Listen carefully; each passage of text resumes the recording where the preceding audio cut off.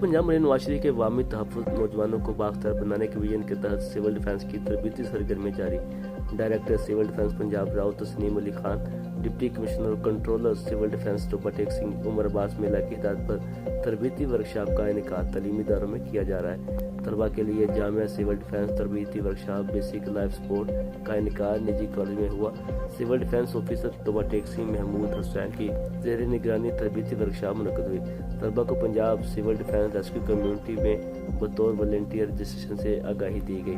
Basic life support से CPR और इब्तदाई तिब्बी इमदाद की अमली तरबियत फराहम की गई। फायर फाइटिंग की तरबियत स्टूडेंट्स की जानब से सिविल डिफेंस की रज़ा कराना खिदमात में शमूलियत के अज़म का इजहार।